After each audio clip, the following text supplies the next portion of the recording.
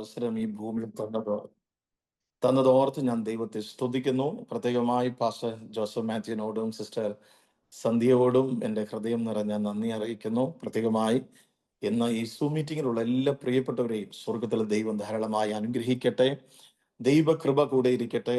ഞാൻ ചില സമയങ്ങളായി നിങ്ങളുടെ അന്യഭാഷയും പ്രാർത്ഥനയും ഒക്കെ വളരെ ശ്രദ്ധാപൂർവം കേൾക്കുമായിരുന്നു. അതെല്ലാം ജീവിതത്തിന് വലിയ അനുഗ്രഹത്തിനും ദൈവപ്രവർത്തിക്കും കാരണമാകട്ടെ. കഴിഞ്ഞ ദിവസം നമ്മൾ പറഞ്ഞു നിർത്തിയത് ബോംബെയിൽ ഇമ്മാനുവൽ മേഴ്സി ഹോം ആശ്രമത്തിന്റെ തുടക്കമാണ്. ആക്ച്വലി ഈ ഇമ്മാനുവൽ മേഴ്സി ഹോം ആശ്രമത്തിന്റെ തുടക്കത്തിൽ ഒരുപാട് വെല്ലുവിളികൾ ഞാൻ ഏറ്റിട്ടുണ്ട്. കാരണം ജീവിതത്തിന്റെ വലിയൊരു പ്രതിസന്ധിയിൽ നിന്ന് ഞാൻ കർത്താവിനെ പൂർണ്ണമായി ആശ്രയിച്ച് മിനിസ്ട്രി തുടങ്ങി. ഒരുപാട് വെല്ലുവിളികൾ, ഏറ്റവും കൂടുതൽ വെല്ലുവിളികൾ എനിക്കുണ്ടായിട്ടുള്ളത് അകത്തു നിന്നാണ്. അകത്തു നിന്നെന്ന് പറയുമ്പോൾ നമ്മുടെ വിശ്വാസഗോളത്തിനകത്ത് നിന്ന് പ്രത്യേകമായിട്ട് ചില ദേവദാസന്മാരിൽ നിന്ന് പലരും എന്നെ വെല്ലുവിളിച്ചു. സിനു, നീ ഒരു ഡ്രൈവറാണ്, നിനക്കിത് എങ്ങനെ ചെയ്യാൻ പറ്റും? ഞങ്ങളൊക്കെ പല വിദേശ യാത്രകളും പല സഭകളും സംഘടനയുമായി ജോയിൻ ചെയ്ത് പോകുമ്പോൾ നിനക്കിത് എങ്ങനെ ചെയ്യാൻ പറ്റും? എന്നെ വെല്ലുവിളിച്ചവരും ഉണ്ട്. മുഴുത്ത മാനസാന്തരം 3 മാസം എന്നൊക്കെ പറഞ്ഞു. പക്ഷെ എങ്കിലും എൻ്റെ ഉള്ളിൽ കത്തിക്കൊണ്ടിരുന്ന ഒരു തീ, എന്നെ ഇത് ചെയ്യാൻ പറഞ്ഞത് ഒരു മനുഷ്യനല്ല, ഒരു സംഘടനയല്ല, എന്നോട് ഇത് ചെയ്യാൻ പറഞ്ഞത് സ്വർഗത്തിലെ ദൈവമാണ്. ഞാൻ അപ്പോഴെല്ലാം പലപ്പോഴും ഈ മനുഷ്യനാണല്ലോ, മനുഷ്യന് പലപ്പോഴും നമുക്ക് ഇങ്ങനെയുള്ള വാക്കുകൾ കേൾക്കുമ്പോൾ വല്ലാത്ത ഭാരം ഉണ്ടാവും. അപ്പം ഞാൻ ഒരു ദിവസം ചിന്തിച്ചു. ഞാൻ എൻ്റെ വൈഫിനോട് പറഞ്ഞു, നമ്മൾ ഇത്രയും ഇതൊക്കെയാണോ വിശ്വാസഗോളത്തിനകത്തുള്ളത്? ഇതൊക്കെയാണോ നമ്മൾ? ഇങ്ങനെ പ്രതീക്ഷിച്ചിരുന്നില്ലല്ലോ. അപ്പൊ ഈ വെല്ലുവിളികളെ ഒക്കെ സധൈര്യം നേരിടാനുള്ള ദൈവകൃപ, ഞാൻ പലപ്പോഴും പതറുമ്പോൾ സ്വർഗത്തിലെ ദൈവം എന്നോട് ഉറപ്പിക്കുന്ന ഒരു കാര്യമുണ്ട്. ഞാൻ നിന്നെ ഒരു നാളും അനാഥനായി വിടുകയില്ല, ഞാൻ എപ്പോഴും നിന്റെ കൂടെ നടക്കുമെന്നൊരു വചനം എന്നെ എപ്പോഴും ഉറപ്പിക്കുകയും എൻ്റെ വലങ്കരം പിടിച്ചു നടത്തുകയും ചെയ്യും. ഒരുപാട് വെല്ലുവിളികൾ, ഒരുപാട് കഷ്ടതകൾ. ഞാൻ എപ്പോഴും മനസ്സിലാക്കുന്ന ഒരു കാര്യം, ദൈവത്തിന് നമ്മളോട് അധികമായി സ്നേഹം ഉണ്ടാകുമ്പോഴാണ് നമുക്ക് പ്രതിസന്ധി വരുന്നത്, പ്രതികൂലങ്ങൾ വരുന്നത്, കഷ്ടതകൾ വരുന്നത്. പക്ഷേ ഈ കഷ്ടതയുടെ നടുവിലും പ്രതികൂലത്തിന്റെ നടുവിലും നമ്മളെ പിടിച്ചു നിർത്തുന്ന, നമ്മളെ വീണു പോകാതെ തളർന്നു പോകാതെ നമ്മുടെ വലങ്കരം പിടിച്ചു നിർത്തുന്ന തമ്പുരാന്റെ ഒരു കരമുണ്ടല്ലോ, ആ ഒരു ഫേവർ, അത് നമ്മൾ തിരിച്ചറിയുമ്പോൾ ഈ കഷ്ടങ്ങളോ ഈ വെല്ലുവിളികളോ ഈ പ്രതിസന്ധികളോ ഈ രോഗമോ ഒന്നും ഒരു വിഷയമേ അല്ലെന്ന് നമുക്ക് മനസ്സിലാവും. അതാണ് കർത്താവ്. നാം മനുഷ്യനെ നോക്കാതെ, എന്നോട് ദൈവാത്മാവ് തമ്പുരാൻ എന്നെ പഠിപ്പിച്ച ഒരു കാര്യം, ഒരിക്കലും മനുഷ്യനെ നോക്കരുത്, മനുഷ്യന്റെ മുൻപിൽ കൈ നീട്ടരുത്, മനുഷ്യന്റെ മുൻപിൽ ആവശ്യങ്ങളെ പറയരുത്. പലപ്പോഴും നാം മനുഷ്യനോട് നമ്മുടെ ആവശ്യങ്ങൾ പറയുമ്പോൾ മനുഷ്യൻ അത് കേൾക്കുകയും നമ്മളെ സഹായിക്കാതിരിക്കുകയും ചെയ്യുമ്പോൾ നമുക്ക് വേണ്ടി സദാ കാതുകളെ തുറന്ന് നെഹമ്യാവിനോട് പറഞ്ഞ പോലെ, നിന്റെ പ്രാർത്ഥനയുടെ ശബ്ദം കേൾക്കാൻ ഞാൻ എൻ്റെ കാതും എൻ്റെ കണ്ണും തുറന്ന് ഞാൻ നിനക്കായി കാത്തിരിക്കുമെന്ന് പറഞ്ഞ പോലെ, നമ്മുടെ പ്രാർത്ഥന കേൾക്കുന്ന സ്വർഗത്തിലെ ദൈവം. നാം എപ്പോൾ ദൈവസന്നിധിയിലേക്ക് അടുത്തു വരുന്നോ, നാം എപ്പോൾ പ്രാർത്ഥിക്കുന്നോ, അത് ശ്രദ്ധാപൂർവം കേട്ട് നമ്മുടെ വിഷയത്തിനകത്ത് മറുപടി തരുന്ന ഒരു സർവശക്തനെയാണ് നാം വിളിച്ചപേക്ഷിക്കുന്നത്.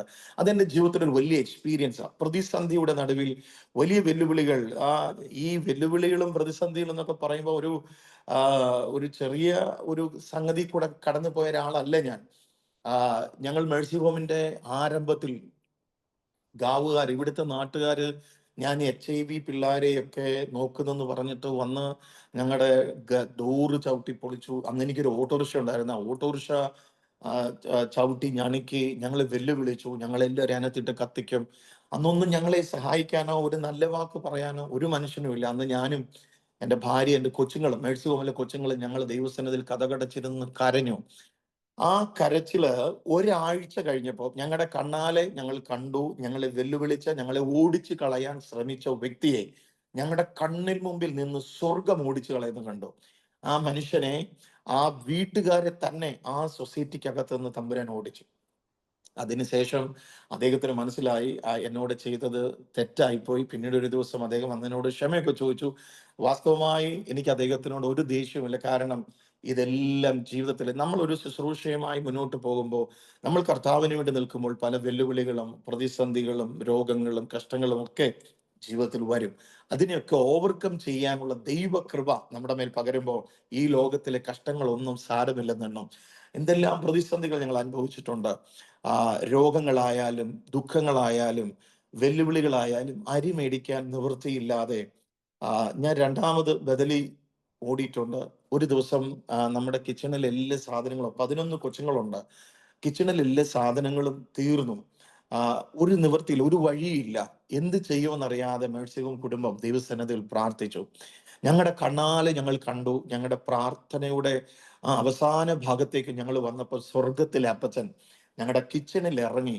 അവിടെ ഇരിക്കുന്ന ഓരോ പാത്രത്തിലും, നമ്മൾ അരിയിട്ട് വെക്കുന്ന പാത്രത്തിന്റെ മേൽ, ആ ആട്ടയിട്ട് വെക്കുന്ന പാത്രത്തിന്റെ മേൽ, എണ്ണ ഒഴിച്ചു വെക്കുന്ന പാത്രത്തിന് മേൽ, മസാല വെക്കുന്ന പാത്രത്തിന് മേലൊക്കെ എൻ്റെ അപ്പന്റെ കര സ്പർശിക്കുന്ന ഞങ്ങളുടെ കണ്ണാലെ കണ്ടു. അതിനുശേഷം ഇന്നുവരെ, ഇന്നൊക്കെ 15 വർഷമായി, ഇന്നുവരെ ഞങ്ങളുടെ കലത്തിലെ മാവ് കുറഞ്ഞിട്ടില്ല, ഭരണിയിലെ എണ്ണ കുറഞ്ഞിട്ടില്ല. ആ സർവശക്തന്റെ കരം, ആ സർവശക്തന്റെ മഹാ അത്ഭുത പ്രവൃത്തി ഞങ്ങളുടെ മേൽ വെളിപ്പെട്ടു.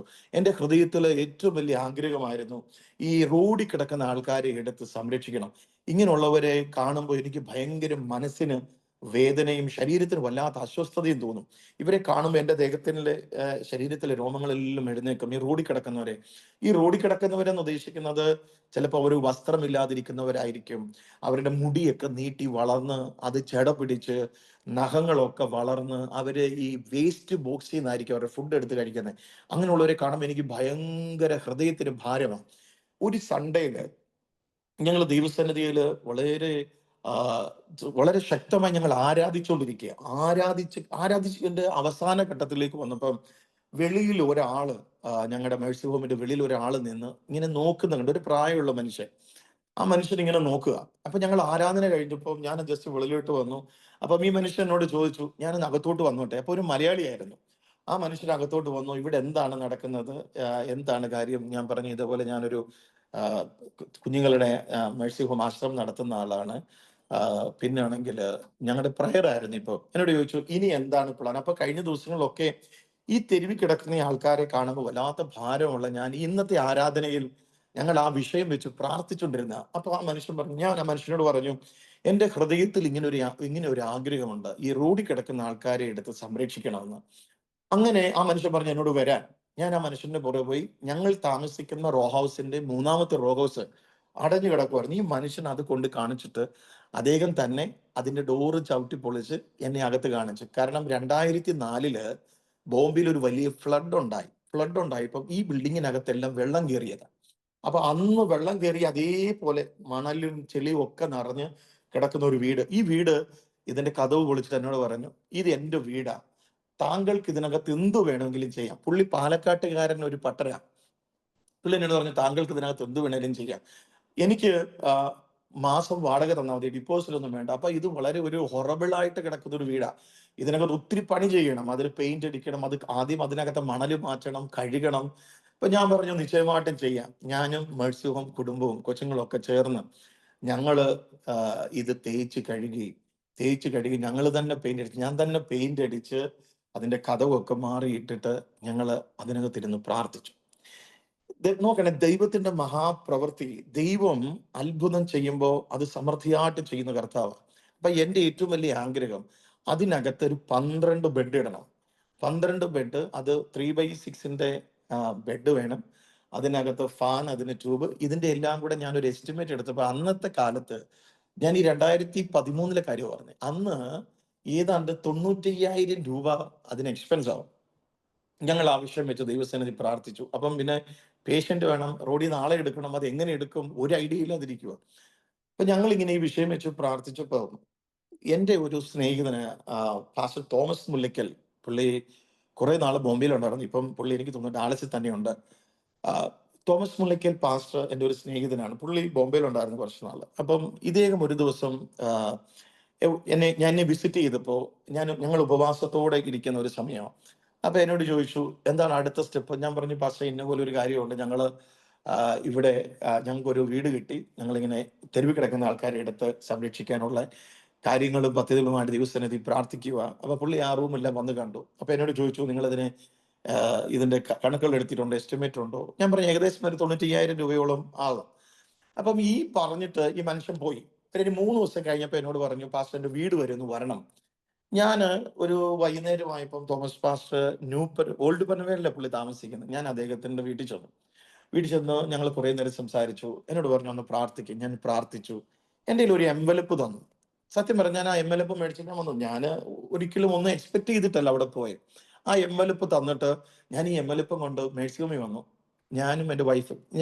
ഞങ്ങളുടെ ഒരു പ്രത്യേകത എന്ന് പറഞ്ഞത്, എന്ത് തന്നാലും ദൈവസന്നിധിയിൽ അത് വെച്ച് പ്രാർത്ഥിച്ച് ആ കുടുംബത്തെ അനുഗ്രഹിച്ചതിന് ശേഷം ഞങ്ങൾ അത് എന്താണെന്ന് പോലും നോക്കാറുണ്ട്. അങ്ങനെ ഞാൻ അത് കൊണ്ടുവന്നു. ഞങ്ങളത് ഓപ്പൺ ചെയ്ത് നോക്കിയപ്പം ഈ 95,000 രൂപ ആണ് എനിക്ക് ആവശ്യമെങ്കിൽ അദ്ദേഹം എനിക്ക് 1,00,000 രൂപയുടെ ഒരു ചെക്കാ തന്നെ. അങ്ങനെയാണ് 2013 അതാ ദൈവം കരുതുന്ന വിധങ്ങൾ. 2013 ഇമ്മാനുവൽ ഡെസിറ്റ്യൂട്ട് ഹോം ഞാൻ തുടങ്ങിയപ്പോ ആദ്യത്തെ ഒരു പേഷ്യന്റിനെ ഞാൻ എടുക്കുന്നത് ഉറാൻ എന്ന് പറയുന്ന ഒരു സ്ഥലത്ത്. ആ മനുഷ്യന്റെ അവസ്ഥ, ഒരു അടച്ചിട്ട കടയുടെ വെളിയില് അദ്ദേഹം ഈ കടൽ തീരത്തിനോട് ചേർന്ന ഒരു സ്ഥലത്ത് നഖങ്ങളൊക്കെ വളർന്ന് താടിയും മുടിയും വളർന്ന് അദ്ദേഹം നടക്കാൻ വയ്യ. കാരണം മുട്ട് ഒന്നും വഴങ്ങത്തില്ല. ഒരിടത്ത് ഇരിക്കും. ആ ഒരു ഷട്ടർ ഇട്ട കടയുടെ അവിടെ. ഞങ്ങൾ അവിടെ ചെന്ന് കാണുമ്പോൾ ഒരു വല്ലാത്തൊരു പെത്തറ്റിക്കൽ കണ്ടീഷനിൽ അദ്ദേഹത്തിന്റെ ഈ മലവിസർജനം ഒക്കെ ചെയ്ത് അവിടെ ഇരുന്നപ്പം ഈ എലികൾ വന്നിട്ട് രാത്രി അദ്ദേഹത്തിന്റെ കൈയുടെ മുട്ട്, കാലിന്റെ അവിടെ, കാലിന്റെ പാദം, ഇതെല്ലാം എലി കടിച്ച് ഇങ്ങനെ ചോര വന്ന് ഒരു വല്ലാത്ത കണ്ടീഷൻ. വായില് ഫ്രണ്ട് 2 പല്ല് മാത്രമേ ഉള്ളൂ, അകത്ത് ചില പല്ലുകളില്ല.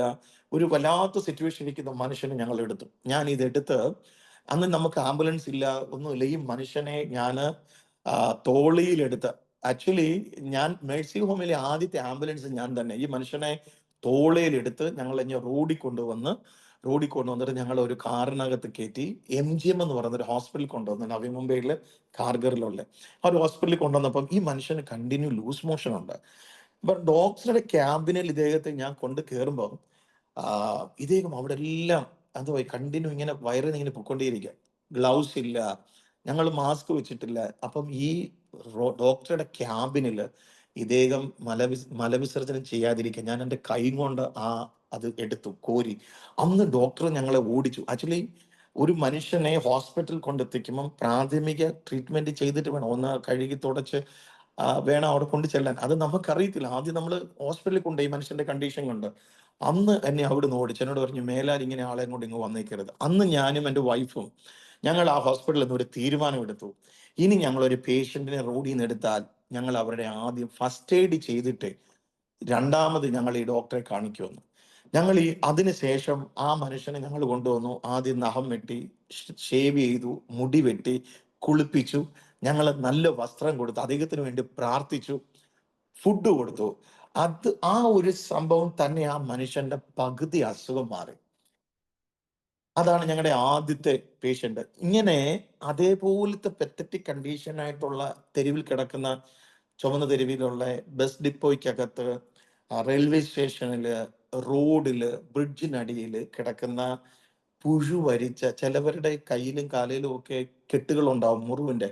അത് അഴിക്കുമ്പം ആയിരക്കണക്കിന് പുഴുകൾ, വെള്ള പുഴുക്കൾ വീഴുന്ന, അതിനെ ക്ലീൻ ചെയ്ത് ഡോക്ടർമാർ പറയുമ്പോൾ അവരുടെ കാല് കട്ട് ചെയ്യണം, കൈ കട്ട് ചെയ്യണം. ഇന്ന് വരെ 15 വർഷമായി മേഴ്സി ഹോമിൽ ഒരു മനുഷ്യന്റെയും കാലോ കയ്യോ അവരുടെ അവയവങ്ങൾ ഒന്നും മുറിച്ചു കളയാൻ സ്വർഗം സമ്മതിച്ചിട്ടില്ല. ഇന്ന് വരെ ഒരു മനുഷ്യന്റെയും ആ ഒരു രീതിയിലേക്ക് കൊണ്ടുപോകാൻ സ്വർഗം സമ്മതിച്ചിട്ടില്ല. പ്രാർത്ഥന കേൾക്കുന്ന ഒരു കർത്താവ്. ഇവിടെ 150ഓളം ഇൻമേറ്റ്സ് ഉണ്ട്. കന്യാകുമാരി മുതൽ കാശ്മീർ വരെയുള്ള ആൾക്കാർ. ഒരു ചെറിയ മിനി ഇന്ത്യയാണ് ഇമ്മാനുവൽ മേഴ്സി ഹോം ആശ്രമം. എല്ലാ ഭാഷക്കാരും. കഴിഞ്ഞ ദിവസം ഒരു അമ്മച്ചി, 3 വർഷം മുമ്പ് പനവേൽ പോലീസ് ഒരു അമ്മച്ചി എൻ്റെ അടുത്ത് കൊണ്ടുവന്നു. ഏതാണ്ട് ഒരു 87-88 വയസ്സുണ്ട്. ഈ അമ്മച്ചി ബംഗാളിയാണ്.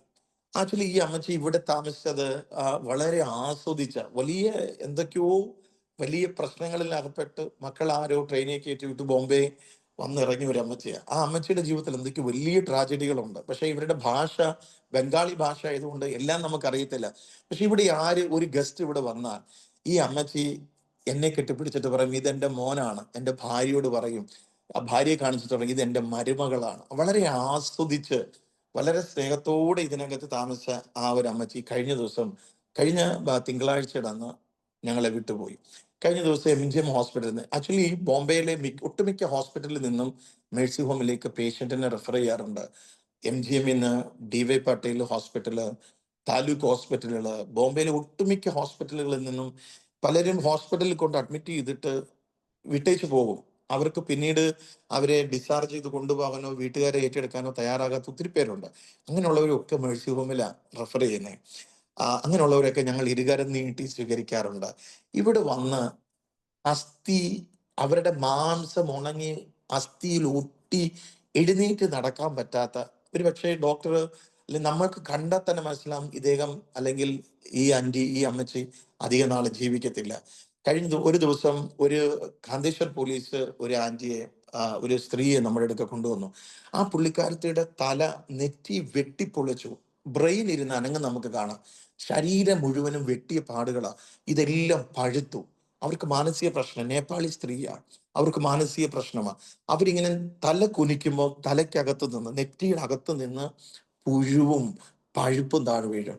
എന്നോട് കാന്തേശ്വർ പോലീസ് പറഞ്ഞത്, സാർ ഫാദർ, ഇവര് 3-4 ദിവസം എങ്ങനെയെങ്കിലും അവരൊന്ന് ശാന്തമായി മരിച്ചോട്ടെ, പക്ഷേ സ്വർഗത്തിലെ ദൈവം അവരെ സൗഖ്യമാക്കി. അവർ ഇന്നും ജീവനോടെ ഉണ്ട്. മേഴ്സി ഹോമിലെ മുഴുവൻ കാര്യങ്ങളും, ഓഫീസ് തൂത്ത് തുടയ്ക്കാനും ബിൽഡിങ് തൂത്ത് തുടയ്ക്കാനും പശുവിനെ പോച്ച പറിക്കാനും ഒക്കെ വളരെ ആക്റ്റീവായിട്ട് ഞങ്ങളുടെ കൂടെയുണ്ട്. മേഴ്സി ഹോമിന്റെ ഒരു പ്രത്യേകത എന്ന് പറയുന്നത്, നമ്മൾ വെറുതെ റോഡിൽ കിടക്കുന്ന ആൾക്കാരെ എടുത്തുകൊണ്ട് വന്ന് ഫുഡ് കൊടുത്ത് വെറുതെ വെക്കുക എന്നുള്ളതല്ല. ഞങ്ങളുടെ മെയിൻ ഉത്തരവാദിത്വം, ഞങ്ങളുടെ ആഗ്രഹം അവരെ നോർമൽ ലൈഫിലേക്ക് തിരിച്ചു കൊണ്ടുവരിക. ഒരു ദിവസം ഒരു മലയാളി, കേരളീയ cultural society president Manoj Kumar എന്ന് പറയുന്ന അദ്ദേഹം എന്നെ വിളിച്ചു. എന്നോട് പറഞ്ഞു, പക്ഷേ ഒരു മലയാളി ഒരു ശ്മശാനത്തിൽ കിടപ്പുണ്ട്, ആ ആളിന്റെ ഒരു വല്ലാത്ത കണ്ടീഷനാണ്, അദ്ദേഹത്തെ ഒന്ന് മേഴ്സി ഹോമിൽ വെക്കണമെന്ന് പറയും. ആക്ച്വലി അന്നത്തെ സമയത്ത് മേഴ്സി ഹോമിൽ സ്ഥലമില്ല. ഞാൻ മനോജ് ചേട്ടനോട് പറഞ്ഞു, മനോജ് ചേട്ടാ, എൻ്റെ അടുത്ത് സ്ഥലമില്ല, ഏതെങ്കിലും ഒരു ബെഡ് ഒഴിയുകയാണെങ്കിൽ ഞാൻ അദ്ദേഹത്തെ എടുക്കാം. അങ്ങനെ പല പ്രാവശ്യം ഇദ്ദേഹം എന്നോട് പറഞ്ഞു. ഒരു സൺഡേ നിർബന്ധിച്ച് ഇദ്ദേഹം എന്നെ വിളിച്ച് ആ സ്ഥലത്ത് കൊണ്ടുപോയി. ഇവിടുന്ന് ഒരു ഏകദേശം ഒരു 25-30 കിലോമീറ്റർ ദൂരമുണ്ട്. ഞങ്ങൾ അവിടെ ചെന്നപ്പം ഒരു മലയാളി ശ്മശാൻ ഭൂമി, ഈ ബോഡി കത്തിക്കുന്ന സ്ഥലം ഉണ്ടല്ലോ, അവിടെ ആ ഈ ഇവിടെ സംബന്ധിച്ചിടത്തോളം ഈ ബോഡി കത്തിക്കുന്ന സ്ഥലത്തിന്റെ ഒരു ഭാഗത്ത് ഇവരുടെ ഈ പൂജയൊക്കെ ചെയ്യാൻ വേണ്ടിയിട്ടുള്ള ഒരു സ്ഥലമുണ്ട്. അവിടെ ഈ മനുഷ്യനെ ഇരിക്കുക. ഞാൻ ഈ മനുഷ്യനെ കാണുമ്പോൾ അദ്ദേഹത്തിന്റെ വലതുകാല് മുട്ടിന് മേളി വെച്ച് മുറിച്ചതും ഇടതുകാല് പാദത്തിന് മേളി വെച്ച് മുറിച്ച ഒരവസ്ഥയിലാണ്. ഇങ്ങനെ ഈ പക്കികളൊക്കെ ഇങ്ങനെ ഭയങ്കരമായിട്ട് പറക്കുക അവിടെ. മക്കി മക്കി എന്ന് പറയുന്നത് നമ്മുടെ നാട്ടിലെ ഈച്ചകൾ ഭയങ്കരമായിട്ട് പറക്കുന്നു, ഭയങ്കര നാറ്റം. അപ്പൊ ഇദ്ദേഹം ഇങ്ങനെ വളരെ ഉണങ്ങി അസ്ഥികൂടം. അപ്പൊ ഇദ്ദേഹത്തോട് ഞാൻ ഇങ്ങനെ കാര്യം ചോദിച്ചപ്പോ ഇദ്ദേഹം എന്നോട് പറഞ്ഞു, ഞാൻ ഇവിടെ ഇരിക്കുന്നതിന്റെ കാരണം, ഇദ്ദേഹം ബോംബെയിൽ ടയറിന്റെ കടയായിരുന്നു, ടയർ ബിസിനസ് ആയിരുന്നു, ഇദ്ദേഹത്തിന് വൈഫ് ഉണ്ടായിരുന്നു, മക്കളില്ല. ഇദ്ദേഹം മുഴുവൻ കാശും കള്ളു കുടിച്ചും ഡാൻസ് ബാറിൽ പോയും അങ്ങനെ ഒരു മ്ലേച്ഛമായ അവസ്ഥയിൽ ജീവിച്ചൊരു മനുഷ്യനാണ്. ഭാര്യ ഇട്ടേച്ചു പോയി, പുള്ളിക്കാരത്തി റാന്നിയിൽ എവിടെയാ, പുള്ളിക്കാരത്തി പോയി, പുള്ളിക്കാരൻ കരുനാഗപ്പള്ളിക്കാരനാ. ഇദ്ദേഹത്തിനോട് ഞാൻ പറഞ്ഞു, ഒരു കാര്യം ചെയ്യേ, ഞാൻ ടിക്കറ്റ് എടുത്തു തരാം, നിങ്ങൾ നാട്ടിൽ പോകാമെന്ന് ചോദിച്ചു. അപ്പൊ എന്നോട് പറഞ്ഞു, നാട്ടിൽ എനിക്ക് ആരുമില്ല, അമ്മ മാത്രമേ ഉള്ളൂ. ഞാൻ എൻ്റെ നല്ല കാലത്ത് ഞാൻ എൻ്റെ അപ്പനെയോ അമ്മയോ ഒന്നും സഹായിച്ചിട്ടില്ല. അപ്പൊ ഈ വയ്യായ്മ സമയത്ത് ഞാൻ അവിടെ പോയാൽ എന്നെ എങ്ങനെ അവർ സ്വീകരിക്കും? എന്നിട്ട് ഇദ്ദേഹം പറഞ്ഞു, ഞാൻ ഇവിടെ ഇരിക്കുന്നതിന്റെ കാരണം 10 ദിവസത്തിനകം ഞാൻ മരിക്കും, കാരണം എൻ്റെ വല്ലാത്ത അവസ്ഥയാണ്, എനിക്ക് കഴിക്കാൻ ആഹാരമില്ല. ഇദ്ദേഹം വെള്ളം കുടിക്കുന്നത് ഈ ശ്മശാനത്തിന്റെ താഴെ കൂടെ ഒരു നദി, ഒരു ചെറിയ നീരുറവ പോകുന്നുണ്ട്. നിരങ്ങി നിരങ്ങി അവിടെ പോയി ബോട്ടിൽ വെള്ളം നിറച്ചിട്ടാണ് ഇദ്ദേഹം കുടിക്കുന്നത്. ഇദ്ദേഹം എന്നോട് പറഞ്ഞത്, 10 ദിവസത്തിനകം ഞാൻ മരിക്കും, മരിക്കുമ്പോ എന്നെ ആരെയും എടുത്ത് ഇവിടെ വെച്ച് കത്തിക്കും. കാരണം ലൈഫിലെ എല്ലാം നഷ്ടപ്പെട്ട മനുഷ്യൻ, മരണം മാത്രം മുൻപിൽ കണ്ട ഈ മനുഷ്യൻ, ഞാൻ അത് കേട്ടപ്പോ എൻ്റെ ഹൃദയം പെടഞ്ഞുപോയി. ഞാൻ ഇദ്ദേഹത്തിന്റെ കയ്യെ പിടിച്ച് ചോദിച്ചു, ഞാൻ ഏതെങ്കിലും ഒരു ആശ്രമത്തിൽ നിങ്ങളെ കൊണ്ടാക്കിയ നിങ്ങൾ അവിടെ നിൽക്കൂ എന്ന് ചോദിച്ചു. ഈ മനുഷ്യൻ അവിടെ പൊട്ടിക്കരഞ്ഞു. ഞാൻ അന്നേരം തന്നെ മേഴ്സി ഹോമിൽ എൻ്റെ കൊച്ചുങ്ങളെ വിളിച്ചു, നമ്മുടെ ടീമിനെ, ആംബുലൻസുമായിട്ട് കൊച്ചുങ്ങൾ വന്നു. ഞങ്ങൾ അദ്ദേഹത്തെ കയറ്റി മേഴ്സി ഹോമിൽ കൊണ്ടുവന്നു. ഞങ്ങൾ ഇദ്ദേഹത്തെ ട്രീറ്റ്മെന്റ് ചെയ്തു. ഇദ്ദേഹത്തിന് ഞങ്ങൾ ഒരു കാല് ഫിറ്റ് ചെയ്തു. ഇദ്ദേഹം നോർമലായി. ഇദ്ദേഹം നോർമൽ ലൈഫിലേക്ക് വന്നു. ഇദ്ദേഹത്തിന്റെ അമ്മയോട് കരുനാഗപ്പള്ളി പോലീസിനെ ആദ്യം കോണ്ടാക്ട് ചെയ്തിട്ട് ഞങ്ങൾ അദ്ദേഹത്തിന്റെ അമ്മയോട് സംസാരിച്ചു. അമ്മ ഈ മകനെ സ്വീകരിക്കാൻ തയ്യാറായി. അമ്മയെ ഞങ്ങൾ കൗൺസിൽ ചെയ്തു. എന്നിട്ട് ഈ മകനെ ഞങ്ങൾ ഇവിടുന്ന് നമ്മുടെ ഒരാളെയും കൂട്ടി ആ, ട്രെയിനകത്ത് കയറ്റി കരുനാഗപ്പള്ളി പോലീസിനെ അറിയിച്ച് അവിടെ ചെന്ന് കരുനാഗപ്പള്ളി പോലീസ് അദ്ദേഹത്തെ ട്രെയിനിൽ നിന്ന് കയറ്റി അദ്ദേഹത്തിന്റെ വീട്ടിൽ ഇന്നും ആ മനുഷ്യൻ ജീവനോടിരിക്കുന്നു. ആ മനുഷ്യൻ മരണത്തെ മുഖാമുഖമായി കണ്ടവൻ, 10 ദിവസം എണ്ണി ജീവിച്ച ഒരു മനുഷ്യൻ. ഇങ്ങനെ എത്രയോ പേരെയാണ് മേഴ്സി ഹോം കുടുംബം ആ പുതുജീവിതത്തിലേക്ക് നയിക്കുന്നത്. ഞങ്ങളുടെ ഏറ്റവും വലിയ കാര്യം, എൻ്റെ അടുത്ത് ഞങ്ങൾക്ക് പശു വളർത്തലുണ്ട്, ആടുണ്ട്, കോഴി, താറാവ്, പിന്നെ കൃഷിയുണ്ട്. ഞങ്ങൾ ആദ്യം 1 ഏക്കർ സ്ഥലം ഞങ്ങൾ ആദ്യം വാടകയ്ക്കാണ്, 4 റോ ഹൗസിൽ വാടകയ്ക്കാണ് ഇമ്മാനുവൽ മേഴ്സി ഹോം ആശ്രമത്തിന്റെ തുടക്കം. 11 വർഷം ഞങ്ങൾ ഈ വാടകയ്ക്ക് താമസിച്ചു. 11 വർഷം വാടകയ്ക്ക് താമസിച്ചപ്പോ ഒത്തിരി ആ സൊസൈറ്റിക്കകത്ത് പുറത്തൊരു സ്ത്രീ ഉണ്ടായിരുന്നു. അവര് അവന്റെ ഓണറാ, ഞങ്ങൾ വാടകക്കാര്. ഇവരെന്നും നമ്മളോട് പ്രശ്നമാണ്. എന്നും പ്രശ്നം എന്ന് പറഞ്ഞാൽ പുറത്തുനിന്ന് ഒരു മനുഷ്യൻ വരാൻ പറ്റത്തില്ല, പുറത്തുനിന്ന് വണ്ടി അകത്ത് കയറാൻ പറ്റത്തില്ല, എന്നും പ്രശ്നം. രാത്രി 4 മണിക്കും 5 മണിക്കൊക്കെ മേളിൽ ടെറസയിൽ ഞങ്ങളുടെ വെള്ളത്തിന്റെ വാൽവ് ഓഫ് ചെയ്ത് വെക്കുക. അപ്പൊ നമുക്ക് ഈ വെള്ളം വേണമല്ലോ, വെള്ളം ഇല്ലാതെ ഇത് നടക്കുകയില്ല. കാരണം ഒട്ടുമിക്ക ആൾക്കാരും മെന്റലി സ്റ്റേബിൾ അല്ല, ബെഡേലാണ് ഇവരിതെല്ലാം ചെയ്യുന്നത്. രാവിലെ നമ്മൾ മേഴ്സി ഹോമിലെ ജെൻസ് വിങ്ങിലും ലേഡീസ് വിങ്ങിലും ഒക്കെ ഒന്ന് തുറന്ന് കയറുമ്പം നമ്മുടെ ഭിത്തിയിലൊക്കെ ഇങ്ങനെ തേച്ച് വെച്ചേക്കുവാ, ചാണകം എടുക്കുന്ന പോലെ മലവിസർജനങ്ങൾ. അതേപോലെ തന്നെ അന്ന് ആ ബെഡ്ഷീറ്റ് പിന്നീട് നമുക്ക് ഉപയോഗിക്കാൻ പറ്റാത്ത രീതിയിൽ, അങ്ങനെ മാനസിക വെല്ലുവിളി നേരിടുന്ന ആൾക്കാരെയാ, ആരും കൈവെക്കാത്ത ആൾക്കാരെയാണ് ഞങ്ങൾ എടുക്കുന്നത്. അങ്ങനെയുള്ളവരാണ് മേഴ്സി ഹോമിലുള്ളത്. അപ്പം ഈ വെള്ളം ഇല്ലെങ്കിൽ വലിയ പ്രതിസന്ധിയാണ്, വെള്ളമില്ലാത്ത ഒരു സംഗതി. അപ്പൊ ഞങ്ങള് ഈ സൊസൈറ്റി ചെന്ന് ചോദിക്കണം. സൊസൈറ്റി ചെന്ന് ചോദിക്കുമ്പം സൊസൈറ്റിക്കാർ പറയും എക്സ്ട്രാ പൈസ കൊടുക്കണം. അപ്പം ഇത് എന്ന് വെച്ചാൽ ഞങ്ങളെ എങ്ങനെയും ഇവിടുന്ന് ഓടിച്ചു കളയാനാണ് ആ സ്ത്രീയുടെ പദ്ധതി. പല പദ്ധതികളും ഒരു മെനഞ്ഞു. എന്നാൽ പല പ്രാവശ്യം ഇവര് കൊളാപ്സായി വീണപ്പോഴും, ഇവർക്ക് BP കുറഞ്ഞപ്പോഴും ഷുഗർ കൂടിയപ്പോഴും ഒക്കെ നമ്മുടെ ആംബുലൻസെല്ലാം എടുത്തിട്ടുകൊണ്ട് ഇവരെ ഹോസ്പിറ്റലിൽ കൊണ്ടുപോകുന്നേ. അപ്പം ഞാൻ പറഞ്ഞത്, ആ, ശത്രു പല പല വിധേനയും ഞങ്ങളെ തകർത്ത് കളയാൻ ശത്രു പദ്ധതി ഇട്ടു. ഞാൻ ഈ ആംബുലൻസിന്റെ കാര്യം പറഞ്ഞപ്പോ, നമ്മുടെ അവിടെ ഒരാളെ 2 പേരെ മുംബൈ ഗുജറാത്ത് ഹൈവേയുടെ ബ്രിഡ്ജിനടിയിൽ നിന്ന് 2 പേരെ മേഴ്സി ഹോമിൽ നമ്മൾ റിസ്ക് ചെയ്തുകൊണ്ട് വന്നു.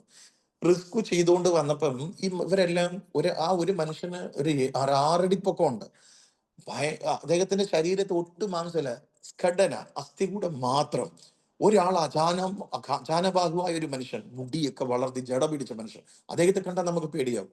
അങ്ങനെ ഇവരെ ആദ്യം ഞാൻ ഈ മെലിഞ്ഞിട്ടുള്ള മനുഷ്യനെ മേഴ്സി ഹോമില് ഞങ്ങൾ കൊണ്ടുവന്നു. ഞങ്ങൾ അദ്ദേഹത്തെ മുടി വെട്ടി ഷെയ്വ് ചെയ്തുകൊണ്ടിരുന്നപ്പം അദ്ദേഹത്തിന്റെ മുഖത്ത് നമ്മുടെ ചെവിയുടെ ഭാഗത്തെ ആ എല്ലിന്റെ അവിടെ ഇങ്ങനെ തട്ടുന്നു. അന്നേരം ഇദ്ദേഹം എന്നെ ഇങ്ങനെ ആംഗ്യം കാണിച്ചു എനിക്ക് വെള്ളം കുടിക്കണം. ഞാൻ വെള്ളം കൊടുത്തു. ഞാൻ വെള്ളം കൊടുത്തപ്പം ഈ വെള്ളം ഉണ്ടല്ലോ, ആ കുടിച്ച് 2 സെക്കൻഡ് കഴിഞ്ഞപ്പം അദ്ദേഹത്തിന്റെ പുറകെ കൂടി ഇതിന് വെളിയിൽ വന്നു. കാരണം ഇദ്ദേഹം HIV ലാസ്റ്റ് സ്റ്റേജ് ആയിരുന്നു. അദ്ദേഹത്തിന്റെ നമ്മുടെ വെബ്സൈറ്റിലോ അല്ലെങ്കിൽ നമ്മുടെ ഫേസ്ബുക്കിലോ ഒക്കെ കയറി അദ്ദേഹത്തിന്റെ ഫോട്ടോ കാണാൻ പറ്റും. അദ്ദേഹത്തെ കണ്ടാൽ നമുക്ക് പേടിയാവും. അദ്ദേഹം പറഞ്ഞു എനിക്ക് ഐസ്ക്രീം കഴിക്കണം. ഞാൻ പെട്ടെന്ന് പിള്ളേരോട് പറഞ്ഞു, മക്കളെ പെട്ടെന്ന് കടയിൽ പോയി ഐസ്ക്രീം മേടിച്ചു ഇദ്ദേഹത്തിന് കൊടുത്തു. ഈ മനുഷ്യൻ എൻ്റെ കയ്യിലോട്ട് ചാരി, ഞാൻ ഇദ്ദേഹത്തെ കുളിപ്പിച്ചിട്ടില്ല, മുടി വെട്ടി കഴിഞ്ഞിട്ടേ ഉള്ളൂ, ഷേവ് ചെയ്ത് പകുതി ആയിട്ടേ ഉള്ളൂ, ചാരി എൻ്റെ കയ്യിൽ നിന്ന് മരിച്ചു. ഇത് നമ്മുടെ ആദ്യത്തെ മരണമാണ് മേഴ്സി ഹോമിലെ. അപ്പൊ ഞാൻ ഉടനെ നമ്മുടെ പേഴ്സണൽ ഡോക്ടർ ഉണ്ട്, ഞാൻ അദ്ദേഹത്തെ വിളിച്ചു. അദ്ദേഹം വന്നു. അദ്ദേഹം വന്നത് കാണുന്നത് ഡെഡ് ബോഡി. അദ്ദേഹം പറഞ്ഞു എനിക്ക് സർട്ടിഫിക്കറ്റ് ഇതിന് തരാൻ പറ്റത്തില്ല, നീ ഇതിന് പോസ്റ്റ്മോർട്ടം ചെയ്യണം, ഇതിന് താലൂക്ക് ഹോസ്പിറ്റലിൽ കൊണ്ടുപോകണം. എന്ത് ചെയ്യും? എനിക്കിതിന്റെ നിയമം അറിയത്തില്ല, എനിക്ക് താലൂക്ക് ഹോസ്പിറ്റലിലെ ഡോക്ടർമാരെ അറിയത്തില്ല, പോസ്റ്റ്മോർട്ടം ചെയ്യണമെങ്കിൽ പോലീസിനെ വിളിക്കണം, അവരുമായിട്ട് എനിക്ക് യാതൊരു കണക്ഷനും ഇല്ല. ഞാൻ പെട്ടെന്ന് മനോജേട്ടനെ വിളിച്ചു, മനോജേട്ടൻ ഇങ്ങനെ ഒരു സംഭവം ഉണ്ട്, എന്ത് ചെയ്യാൻ പറ്റും? അപ്പൊ ഈ മലയാളിയെ നമ്മൾ ഇവിടുന്ന് എടുക്കുന്നതിന് മുമ്പാ, ശ്മശാനത്തിൽ നിന്ന് എടുക്കുന്നതിന് മുമ്പത്തെ കാര്യം ഇത്. അങ്ങനെ ഞാൻ മനോജേട്ടനോട് വിളിച്ചു. മനോജേട്ടൻ പറഞ്ഞു ഒരു കാര്യം ചെയ്യുക, നിങ്ങൾ കൊണ്ടുപോവാ, ഞാൻ പനവേൽ നിൽക്കാം. അങ്ങനെ ഞങ്ങള് അന്ന് എൻ്റെ അടുത്തൊരു മാരുതി 800 ഈ 6 അടി പൊക്കമുള്ള മനുഷ്യനെ നമ്മുടെ പിള്ളേരെല്ലാം കൂടെ പുറകിലത്തെ സീറ്റിൽ ഇങ്ങനെ വളച്ച്, ഡെഡ് ബോഡിയാണെന്ന് ഓർക്കണം, പിടിച്ച് ഞാൻ വണ്ടി ഓടിച്ച് ഞങ്ങൾ പനവേലിൽ ചെന്നു. പനവേലിൽ ചെന്ന് മനോജേട്ടൻ ഇങ്ങനെ ആംബുലൻസ് നോക്കി നിൽക്കുക. അപ്പൊ ഞാൻ വണ്ടി എടുത്തു. എന്നോട് ചോദിച്ചു ആംബുലൻസ് എന്തി, ബോഡി എന്തി? ഞാൻ പറയും മനോജേട്ടൻ പുറകിലുണ്ട്. മനോജേട്ടൻ വണ്ടി കയറിയിട്ട് പറഞ്ഞു നിങ്ങൾ എന്നാ പണിയാ കാണിക്കുന്നത്, ഇങ്ങനെ ബോഡി കൊണ്ടുപോകാൻ പാടുണ്ടോ? ഞാൻ പറയും മനോജേട്ടൻ നമ്മുടെ അടുത്ത് ആംബുലൻസ് ഇല്ല, നമുക്ക് ഇതിനെ കുറിച്ച് വലിയ ഐഡിയ ഇല്ലാത്ത മനുഷ്യനാണ്. പുള്ളി എൻ്റെ കൂടെ വന്ന് പോസ്റ്റ്മോർട്ടം ചെയ്യിച്ച് അവിടെ തന്നെ കാര്യങ്ങളെല്ലാം ചെയ്തിട്ട് തിരിച്ചു വന്നപ്പോൾ എന്നോട് ചോദിച്ചു നിങ്ങൾക്ക് ആംബുലൻസ് ഇല്ലല്ലോ? ഞാൻ പറഞ്ഞില്ല മനോജേട്ടാ. പറഞ്ഞു ഞങ്ങളുടെ കയ്യിൽ ഒരു ആംബുലൻസ് ഉണ്ട്, നിങ്ങളൊരു ആപ്ലിക്കേഷൻ എഴുതി എനിക്ക് തരാൻ പറഞ്ഞു. സത്യം പറഞ്ഞ ഇന്നേക്ക് 15 വർഷം ഈ വണ്ടി ആ പുള്ളിക്കാരൻ കേരളീയ കൾച്ചറൽ സൊസൈറ്റിയുടെ ആംബുലൻസ് എനിക്ക് തന്നു. എന്നോട് പറഞ്ഞ ഒരു കണ്ടീഷനുണ്ട്, എന്ന് നിങ്ങൾ ആംബുലൻസ് വാങ്ങുന്നു അന്ന് ഈ വണ്ടി തിരിച്ചു കൊടുക്കണം. സത്യം പറഞ്ഞ 2024 സ്വർഗത്തിലെ ദൈവം എന്നോട് വലിയ കരുണ കാണിച്ചു. എനിക്ക് ആ, വലിയ ഒരു ആംബുലൻസ്, ഫുൾ ലോഡഡ് ആംബുലൻസ് സ്വർഗത്തിലെ ദൈവം തന്നു. അപ്പൊ ഞാൻ മനോജേട്ടനോട് പറഞ്ഞു, മനോജേട്ടാ ആംബുലൻസ് എന്ന് പറഞ്ഞു അത് നിങ്ങൾക്കുള്ളതാ, അത് അവിടെ തന്നെ ഓടിക്കോട്ടെ, അവിടെ എന്താ നടക്കുന്നതെന്ന് എനിക്കറിയാം. അപ്പൊ ഞാൻ പറഞ്ഞത്, നമ്മൾ ഏതു വിഷയത്തിനകത്ത് ഭാരപ്പെടുന്നുണ്ടോ, നമ്മൾ ഏത് വിഷയത്തിനകത്താണ് നെടുവീർപ്പെടുന്നത്, അതിനകത്ത് പ്രവർത്തിക്കുന്ന ഒരു സ്വർഗം. നാം മനുഷ്യന്റെ മുമ്പിലല്ല കൈനീട്ടുന്നത്. സത്യം പറഞ്ഞാൽ മേഴ്സി ഹോമിൽ നടക്കുന്നത് അതിരാവിലെ ഞാൻ എൻ്റെ പ്രാർത്ഥനാ മുറിയിൽ, അതിനിങ്ങനെ ഒരു പ്രത്യേക സമയമൊന്നുമില്ല കേട്ടോ, പ്രാർത്ഥനാ മുറിയിൽ മുഴങ്കാലും മടക്കി അപ്പന്റെ മുമ്പിൽ കൈനീട്ടുമ്പോൾ ഏത് വിഷയത്തിനകത്താണോ ഭാരപ്പെടുന്നത് അതിനകത്തുള്ള ദൈവപ്രവൃത്തി എൻ്റെ കണ്ണാലെ കണ്ടിട്ടുണ്ട്. അപ്പൊ എൻ്റെ ഏറ്റവും വലിയ ആഗ്രഹമായിരുന്നു എനിക്ക് മേഴ്സി ഹോമിലുള്ളവരെ നോർമൽ ലൈഫിലേക്ക് കൊണ്ടുവരണം.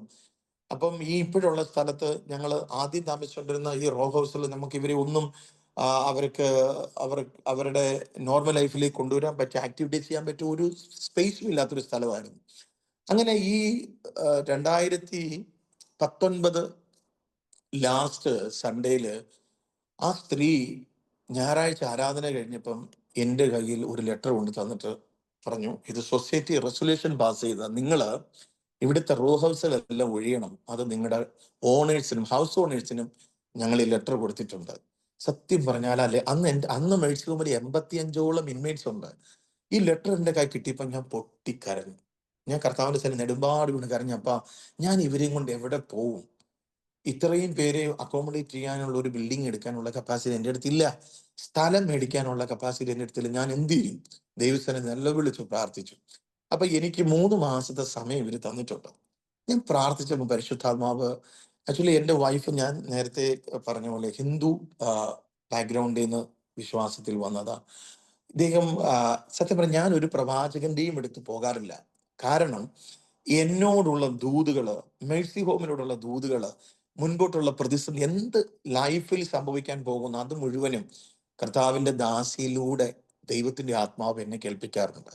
അപ്പം ഞങ്ങൾ ഒരുമിച്ചിരുന്ന് പ്രാർത്ഥിക്കും, പരിശുദ്ധാത്മാവ് വിഷയത്തിൽ ഇടപെട്ടു.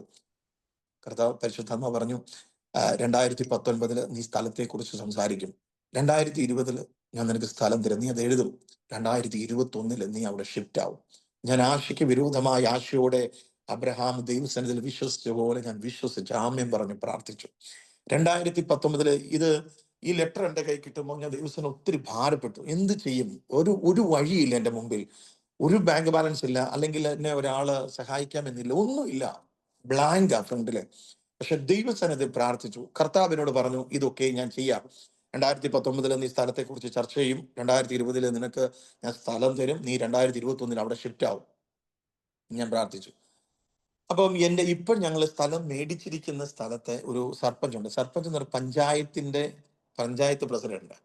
ഞാൻ അദ്ദേഹത്തെ വിളിച്ചു, അദ്ദേഹം എൻ്റെ ഒരു ഫ്രണ്ടാണ്. ഞാൻ അദ്ദേഹത്തെ വിളിച്ച് ഇങ്ങനെ കാര്യം പറഞ്ഞു, ഇന്ന പോലെ ഒരു വിഷയമുണ്ട്, അപ്പൊ ഇവിടെ നിന്ന് എനിക്ക് ഒഴിയണം, എവിടെയെങ്കിലും വല്ല ഫാം ഹൗസ് അടഞ്ഞു കിടപ്പുണ്ടെങ്കിൽ എന്നോടൊന്ന് പറയണേ എന്ന് ഞാൻ പറഞ്ഞു. അപ്പൊ അദ്ദേഹം പറഞ്ഞു, ഞാൻ പറയാം, പക്ഷെ ഫാം ഹൗസ് ഒക്കെ കിട്ടാൻ പാടായിരിക്കും. അവിടെ പറഞ്ഞു, എന്നാലും ഞാൻ വരാം. ഇദ്ദേഹം 2 ദിവസം കഴിഞ്ഞപ്പം ഒരാളും വിളിച്ചുകൊണ്ട് മേഴ്സിഹോമിൽ വന്നു. മേഴ്സിഹോം ഒക്കെ കാണിച്ചു എന്നോട് പറഞ്ഞു, ഇദ്ദേഹത്തിന് കുറച്ച് സ്ഥലമുണ്ട്, ആ ഒന്ന് പോയി നോക്ക്, നമുക്ക് അതിനെക്കുറിച്ച് സംസാരിക്കാം. ഞാൻ പറഞ്ഞു ശരി. അടുത്ത ദിവസം ഞങ്ങൾ വന്നു സ്ഥലം കണ്ടു. സ്ഥലം കണ്ടപ്പം അതിന് വഴിയില്ല, മറ്റൊരാളിന്റെ പുരയിടത്തിൽ കൂടെ വേണം ഇതിനകത്ത് കയറാൻ. ആ മുഴുവൻ കാട്, വനം പോലെ കിടക്കുന്ന ഒരു സ്ഥലം. ആ പക്ഷേ ഞങ്ങൾ അവിടെ നിന്ന് പ്രാർത്ഥിച്ചു. അപ്പൊ കർത്താവ് പറഞ്ഞു, ഇതാണ് വാഗ്ദത്ത ഭൂമി. അപ്പൊ ഞാൻ ഉറപ്പിച്ചു, ഇത് തമ്പുരാന്റെ പദ്ധതിയാണ്. അപ്പൊ ഞാൻ ഇദ്ദേഹത്തിനോട് വില ഭാഗങ്ങളൊക്കെ സംസാരിച്ചു, എന്ത് വിലയാണെങ്കിൽ എനിക്ക് തരും. അന്നത്തെ കാലത്ത് അദ്ദേഹം പറഞ്ഞു, 2 ലക്ഷം രൂപ എനിക്ക് പെർ ഗുണ്ട. നമ്മൾ ഇവിടെ ഗുണ്ട എന്ന് പറയുന്നത് 2.5 സെന്റ് സ്ഥലമാണ്. നമ്മുടെ നാട്ടിൽ 1 സെന്റ് എന്ന് പറയുമ്പോൾ ഇവിടെ ഒരു ഗുണ്ട എന്ന് പറയുന്നത്, ഒരു ഗുണ്ട സ്ഥലത്തിന് 2 ലക്ഷം രൂപ. അപ്പം ഞാൻ പറഞ്ഞു, എൻ്റെ പൊന്ന് സഹോദര, എൻ്റെ അടുത്ത് അത്രയും കാശൊന്നുമില്ല, ഞാൻ 50,000 രൂപ നിന്ന് തുടങ്ങി. തമ്പുരാൻ ആ മനുഷ്യന്റെ ഹൃദയത്തിൽ ഇടപെട്ടു. 65,000 രൂപ പെർ ഗുണ്ടയ്ക്ക് 1 ഏക്കർ സ്ഥലം അദ്ദേഹം എനിക്ക് തന്നു. അദ്ദേഹം ഈ സ്ഥലത്തിന് ഞാൻ കച്ചവടം ഉറപ്പിക്കുമ്പോൾ എൻ്റെ കയ്യിലുള്ളത് 300 രൂപയാണ്. ലോകത്തൊരു മനുഷ്യനും വിശ്വസിക്കാൻ കഴിയത്തില്ല. ഒരു 300 രൂപ കൊണ്ട് ഇത്രയും വലിയ എമൗണ്ടിന്റെ ഒരു സ്ഥലം എടുക്കണമെങ്കിൽ അതിന് മാനുഷിക കരത്തിനോ മാനുഷിക ശബ്ദത്തിനോ അത് ചെയ്യാൻ കഴിയത്തില്ല. കാരണം എന്നോട് പറഞ്ഞത് മനുഷ്യനല്ല, എന്നോട് പറഞ്ഞത് തമ്പുരാനാ. നീ 2019 സ്ഥലത്തെക്കുറിച്ച് സംസാരിക്കും, 2020 നീ സ്ഥലം വാങ്ങിക്കും, നീ 21 അവിടെ ഷിഫ്റ്റ് ആവും. ഇത് എൻ്റെ മേലുള്ള വാഗ്ദത്തമാണ്. ഞാൻ 65,000 രൂപ സെന്റിന് സമ്മതിച്ചു. അദ്ദേഹം പറഞ്ഞു എന്നോട് 1,00,000 രൂപ അഡ്വാൻസ് കൊടുക്കണം. അന്ന് എൻ്റെ കയ്യിലുള്ളത് 300 രൂപയാണ്. ദൈവസന്നിധിയിൽ പ്രാർത്ഥിച്ചു. അദ്ദേഹത്തിന് ഞാൻ 1,00,000 രൂപ അഡ്വാൻസ് കൊടുത്തു. അപ്പം അദ്ദേഹം എന്നോട് പറഞ്ഞത് 2020 ഫെബ്രുവരി 27 വേണം നമുക്ക് രജിസ്റ്റർ ചെയ്യാൻ. അപ്പൊ നമ്മളുടെ മുമ്പിൽ ഡിസംബർ, ജനുവരി, ഫെബ്രുവരി 3 മാസം സമയമുണ്ട്. ഇങ്ങനെ ഇരിക്കുമ്പോൾ നോക്കട്ടെ, പ്രതിസന്ധി വരുന്നത് ഇദ്ദേഹത്തെ ആരൊക്കെയോ സമീപിച്ചു. ഞാൻ ഇവിടെ സ്ഥലം മേടിക്കുന്നെന്ന് അറിഞ്ഞു. ആരൊക്കെയോ സമീപിച്ചു, അദ്ദേഹത്തിന് 2 ഇരട്ടി കാശ് കൊടുക്കാന്ന് പറഞ്ഞു. അപ്പം ഈ ലാൻഡ് ഓണറിന്റെ ഹൃദയം അചഞ്ചലമായി. അദ്ദേഹം എന്നോട് പറഞ്ഞു, ഫെബ്രുവരി 27 വരെ ഒന്നും കാത്തിരിക്കാൻ പറ്റത്തില്ല, എനിക്ക് ജനുവരി പൈസ തരണം, അല്ലെങ്കിൽ ഫെബ്രുവരി ആദ്യമെങ്കിലും എനിക്ക് പൈസ തരണം എന്ന് പറഞ്ഞു. ഞാൻ ആകെ വിഷമിച്ചു. ഞങ്ങൾ മേഴ്സി ഹോം കുടുംബം 21 ദിവസങ്ങൾ ഉപവസിച്ചു. മേഴ്സി ഹോം കുടുംബം എന്ന് പറയുന്നത് അതിനകത്ത് എല്ലാ തരത്തിലുള്ള ആൾക്കാരുണ്ട്. മാനസിക അസ്വസ്ഥത ഉള്ളവരുണ്ട്, കുഞ്ഞുങ്ങളുണ്ട്, എല്ലാ തരമുള്ള ആൾക്കാരും ഒരുമിച്ച് ഞങ്ങൾ ഈ വിഷയത്തിന് വേണ്ടി പ്രാർത്ഥിച്ചു. കാരണം ഞങ്ങൾ അതിനെ ആത്മാർത്ഥമായി പ്രാർത്ഥിക്കാൻ ഒരു കാരണം, മേഴ്സി ഹോമിലെ കുഞ്ഞുങ്ങൾക്കോ ഒന്നും വെളിയിൽ കളിക്കാൻ ഈ സ്ത്രീ സമ്മതിക്കത്തില്ലായിരുന്നു. മേഴ്സി ഹോമിലെ ആൾക്കാർ ഒന്നും ഒച്ചത്തിൽ, കാരണം മാനസിക അസ്വസ്ഥതയുള്ളവർ അവർ ചിലപ്പം തന്നെ ചിരിക്കും, അവർ ചിലപ്പം വഴക്കുണ്ടാക്കും, അവർ തെറി പറയും, അപ്പൊ അവര് ചിലപ്പം പൊട്ടിക്കരയും. അതൊന്നും ഈ സ്ത്രീക്ക് അതൊന്നും ഇഷ്ടമല്ല. അതൊന്നും ഒരു ഒച്ചപ്പാടും. ഞങ്ങൾ പലപ്പോഴും ജനലും കഥവും ഒക്കെ അടച്ചിട്ട ഇവരെ സംരക്ഷിച്ചിരുന്നു 11 വർഷം. ഈ 11 വർഷത്തെ ഞങ്ങളുടെ യാത്ര എന്ന് പറയുന്നത് ഒരു ഭയങ്കര ചലഞ്ചായിരുന്നു. മരുഭൂ യാത്രയെ പോലെ തന്നെ ഒരു വലിയ ചലഞ്ച് ഞങ്ങൾ ഈ 11 വർഷം ചിപ്ല എന്ന് പറഞ്ഞ സ്ഥലത്ത് അനുഭവിച്ചു. അപ്പം ഞങ്ങൾ മേഴ്സി കുടുംബം ഈ വിഷയത്തിന് വേണ്ടി പ്രാർത്ഥിച്ചു. ഇദ്ദേഹം ഫെബ്രുവരി ആദ്യം പൈസ കൊടുക്കണമെന്ന് പറഞ്ഞു. ഒരു മാർഗമില്ല. പ്രാർത്ഥിച്ചു, ദൈവസന്നിധിയിൽ കരഞ്ഞു.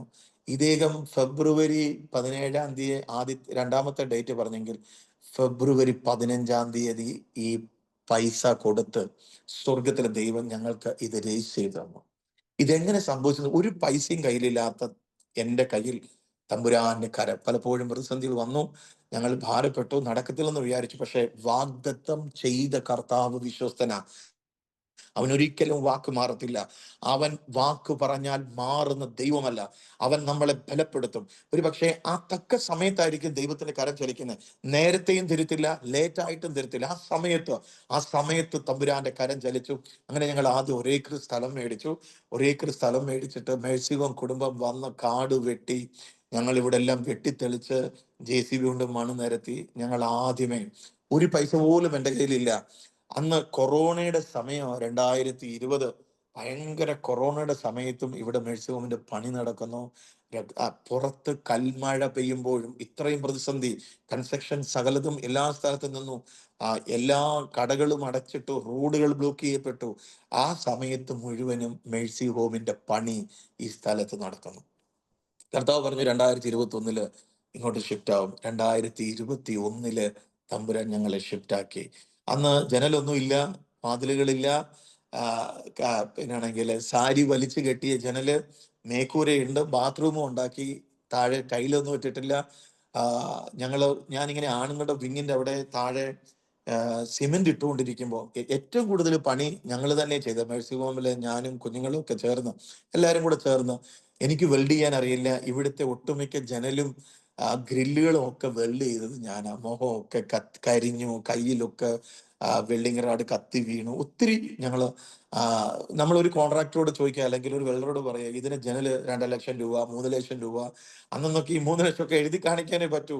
ഇപ്പൊ തമ്പുരാൻ ഞങ്ങൾക്ക് ഈ പണി നടക്കുമ്പോൾ ഒരു ഫേവർ ചെയ്തത്, 2 കടക്കാരെ, അതിനുള്ള ഓണർമാരെ ഫേവർ ചെയ്തു. ഒന്ന് ഇലക്ട്രിക്കൽ ആൻഡ് പ്ലംബിംഗ് കടക്കാരനെയും ഈ മെറ്റീരിയൽ സപ്ലൈ ചെയ്യുന്ന സിമെന്റ്, അങ്ങനെ ഈ സലിയ ഒക്കെ സപ്ലൈ ചെയ്യുന്ന അവരെ, ഒരു ഗുജറാത്തിയും ഒരു രാജസ്ഥാനിയും.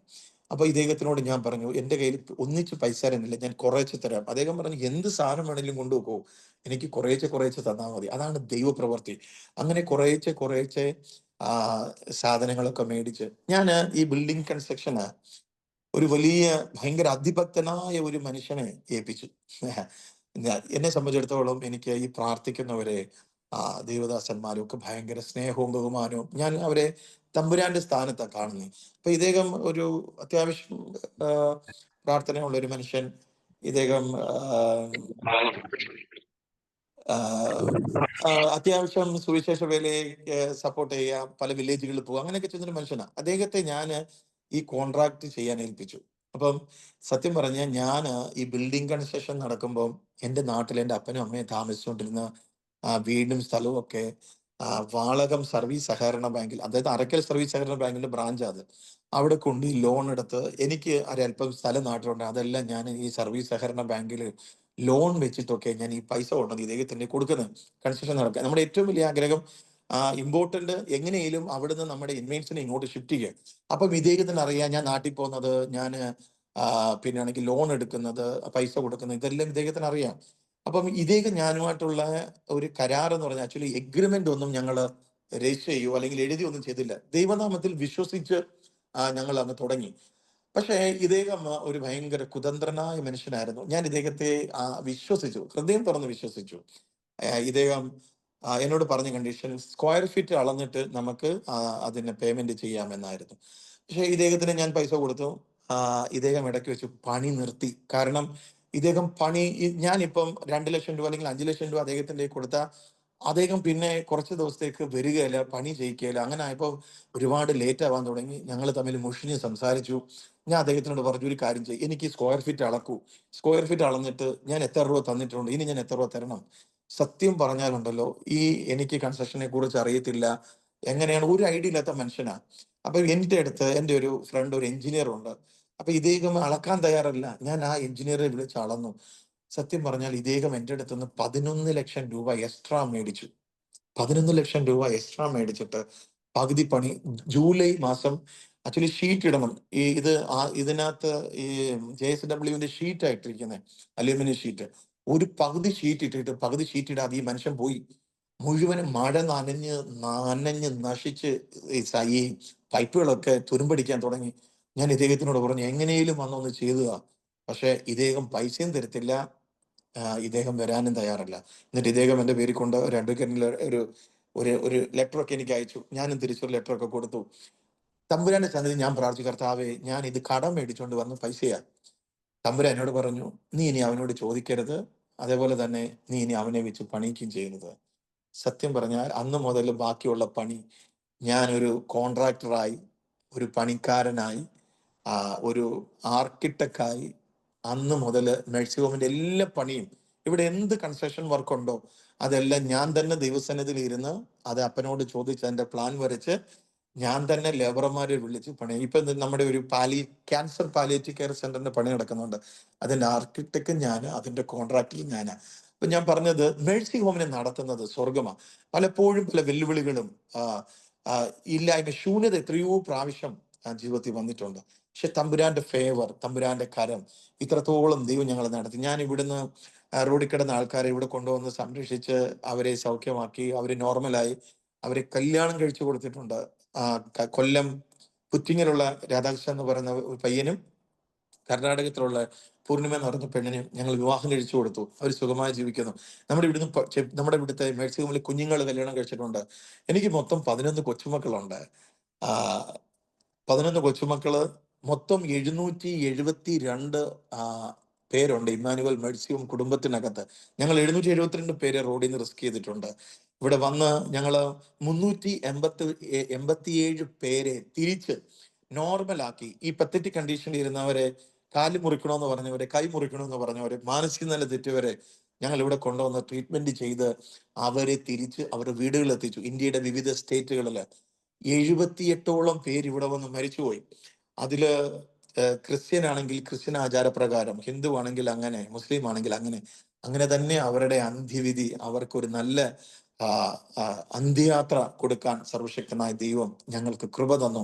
ഇന്ന് 150 അന്തേവാസികൾ ഇൻമേറ്റ്സ് മേഴ്സി ഹോമിലുണ്ട്.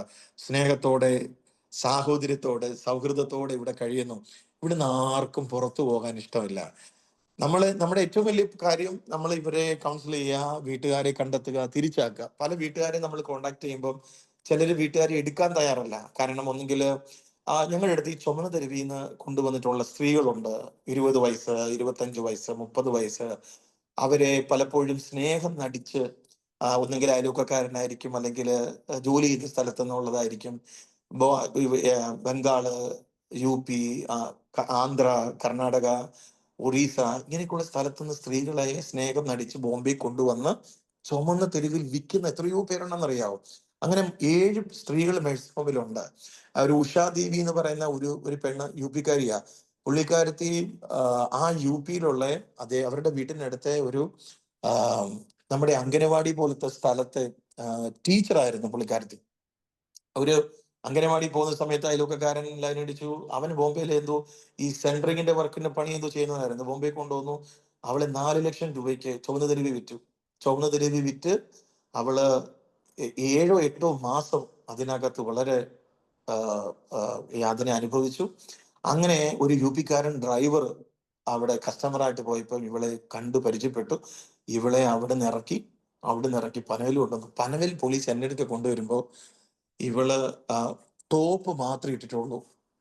താഴെ പാന്റോ നത്തിങ് ഒന്നും ഇല്ലാത്തൊരവസ്ഥ. കാരണം ഇവളെ ഈ ഡ്രൈവർ കൊണ്ടുവന്നിട്ട് റെയിൽവേ സ്റ്റേഷന്റെ വെളിയിൽ റേപ്പ് ചെയ്യാൻ ശ്രമിച്ചു. അവൾ ഓടി പോലീസ് സ്റ്റേഷനിൽ അഭയം പ്രാപിച്ചു. അങ്ങനെ അവളെയൊക്കെ ഞങ്ങൾ ഇപ്പോഴും നമ്മുടെ കൂടെയുണ്ട്. ഞങ്ങൾ അവരുടെ വീട്ടുകാരോട് സംസാരിച്ചു, ഞങ്ങൾ അവരുടെ വീട്ടുകാരെ കണ്ടു, വിളിച്ചു. അപ്പൊ അവര് പറയുന്നത് ഞങ്ങൾ അത് സ്വീകരിക്കാൻ തയ്യാറില്ല. സ്വന്തം മക്കളെ രണ്ടുപേരെയും വിട്ട് ആ ഭർത്താവിനെ ഉപേക്ഷിച്ചിട്ട് അവൾ മറ്റൊരുവന്റെ കൂടെ എന്റെ കൂടെയുള്ള കുട്ടികൾ മുഴുവനും ചുവന്ന തെരുവിലെ കൊച്ചുങ്ങളാണ്. എന്റെ വിഷൻ ചുവന്ന തെരുവിലെ കൊച്ചുങ്ങൾക്ക് എഡ്യൂക്കേഷൻ കൊടുക്കുക എന്നുള്ളത്. അങ്ങനെ 30 ചുവന്ന തെരുവിലെ കൊച്ചുങ്ങൾ മേഴ്സി ഹോമിലുണ്ട്. ഈ 30 പേര് എല്ലാവരും ഇംഗ്ലീഷ് മീഡിയത്തിൽ പഠിക്കുന്നു. അതിനകത്ത് മെക്കാനിക്കൽ എഞ്ചിനീയർ ഉണ്ട്, ഇലക്ട്രിക് എഞ്ചിനീയർ ഉണ്ട്, ഹോട്ടൽ മാനേജ്മെന്റ് ചെയ്യുന്നവരുണ്ട്, നഴ്സിംഗ് പഠിക്കുന്നവരുണ്ട്. ഇപ്പം ഇവിടുന്ന് പഠിച്ച് വലുതായി സെക്കുലർ ജോബ് ചെയ്യുന്നവരുണ്ട്. ഇവിടെ പഠിച്ച ഒരു കൊച്ച് പാസ്റ്റാണ്, നാഗ്പൂരിൽ കർത്താവിന്റെ വേല ചെയ്യുന്നു. അവന്റെ കല്യാണം കഴിഞ്ഞു, അവന് കൊച്ചുണ്ട്. അപ്പം ഒരു വലിയ 772 പേരടങ്ങുന്ന ഒരു വലിയ കുടുംബമാണ് ഇമ്മാനുവൽ മേഴ്സി ഹോം ആശ്രമം. അപ്പൊ ഞങ്ങളുടെ ദൈനംദിന ആക്ടിവിറ്റീസ് എന്ന് പറയുന്നത് ആ, പശു, കോഴി, താറാവ്, ഇങ്ങനെ ഓരോരുത്തർക്കും നമ്മൾ ഓരോ ഡ്യൂട്ടി കൊടുത്തിട്ടുണ്ട്. നമ്മൾ ഒരു 2.5 ഏക്കർ സ്ഥലം നമ്മുടെ സ്ഥലത്തിനോട് ചേർന്ന് ലീസിന് എടുത്തിട്ടുണ്ട്. അവിടെ നമ്മൾ കൃഷി ചെയ്യുന്നുണ്ട്. എല്ലാ പച്ചക്കറികളും നമ്മൾ അവിടെ കൃഷി ചെയ്യുന്നത്. ആ കൃഷി ചെയ്തിട്ട് അവിടുന്ന് കിട്ടുന്ന പച്ചക്കറിയാണ് മേഴ്സി ഹോം ഫാമിലി കഴിക്കുന്നത്. ഈ ഉരുളൻകിഴങ്ങും ഉള്ളിയും പോലുള്ള സാധനങ്ങളെ നമ്മൾ പുറത്തുനിന്ന് മേടിക്കാറുള്ളൂ. ബാക്കി മുഴുവനും മാക്സിമം നമ്മളെ കൊണ്ട് എങ്ങനെയൊക്കെ ആ, നമ്മുടെ കണ്ടെത്തിയെന്ന് കൃഷി ചെയ്യാൻ പറ്റും, അത് നമ്മുടെ ആൾക്കാരെ കൊണ്ട്. സത്യത്തിൽ ഞങ്ങൾ രാവിലെ 4:30 എഴുന്നേൽക്കുന്നവരാ. 4:30 എഴുന്നേറ്റ് നമ്മുടെ കൊച്ചുങ്ങൾക്ക് സ്കൂൾ അവധിയാ. സ്കൂളിന്റെ സമയത്ത് 6:30 ഇവിടുന്ന് സ്കൂളിൽ പോകണം. 6:30 സ്കൂളിൽ പോകുമ്പം അവർക്ക് ടിഫിൻ കഴിച്ചിട്ട് പോകണം, ടിഫിൻ കൊണ്ടുപോകണം. രാവിലെ ബ്രേക്ക്ഫാസ്റ്റ് കഴിക്കും, പിന്നെ ടിഫിൻ അവർക്ക് കൊണ്ടുപോകണം. അപ്പൊ രാവിലത്തേക്ക് എൻ്റെ വൈഫ് ഇതെല്ലാം റെഡിയാക്കും. ഇപ്പൊ കോളേജിൽ പോകേണ്ടവന്മാരുണ്ട്. അത് കഴിഞ്ഞിട്ട് 7 മണിക്ക് ഞങ്ങളുടെ പ്രെയർ ഉണ്ട്, കോമൺ പ്രെയർ. എല്ലാവരും ഒരുമിച്ച് കൂടി പ്രാർത്ഥിക്കും. മേഴ്സി ഹോമിൽ ഒരുപാട് പേര് ഈ റോഡിൽ കിടന്നവര്, ലാസ്റ്റ് സ്റ്റേജിൽ കിടന്നവര് വന്നിട്ട് അവർ കർത്താവിനെ സ്വീകരിക്കുകയും കർത്താവിന് വേണ്ടി ജീവിക്കുന്ന ഒത്തിരി പേരുണ്ട്. ഒത്തിരി പേര് വന്ന് സ്നാനപ്പെട്ടിട്ടുണ്ട്, കർത്താവിനെ സ്വീകരിച്ച് കർത്താവിന്റെ സ്നേഹത്തിൽ അവരും മേഴ്സി ഹോമിലായിരിക്കുന്നു. രാവിലെ ആക്ച്വലി ഞാൻ സാധാരണ ഇത് ആദ്യമായിട്ടാണ് ഞാനൊരു സൂം മീറ്റിങ്ങിലൊക്കെ അറ്റൻഡ് ചെയ്യുന്നത്. ഞാൻ അങ്ങനെ മീറ്റിങ്ങുകളൊന്നും അറ്റൻഡ് ചെയ്യുന്ന ഒരാളല്ല. പിന്നെ ഈ ദിവസങ്ങളിൽ തമ്പുരാന്റെ ഒരു പ്രത്യേക നിയോഗത്തിന്റെ പേരിലാണ് ഞാൻ ഇന്ന് നിങ്ങളുടെ കൂടെ ആയിരിക്കുന്നത്. രാവിലെ എനിക്ക് ഒത്തിരി പണിയുണ്ട്. രാവിലെ ആണുങ്ങളുടെ വിങ്ങില് ഒരുപാട് പേര്, 17 ബെഡ് പേഷ്യന്റ് ഉണ്ട് ഇപ്പോൾ ഞങ്ങൾക്ക്. അപ്പം ഈ 17 പേര് ആണുങ്ങളെ അവരെ കുളിപ്പിക്കണം, അവരുടെ ഡയപ്പർ ചേഞ്ച് ചെയ്യണം. ടീം ഉണ്ടെങ്കിലും രാവിലെ ഞാനും കൂടെ നിൽക്കും.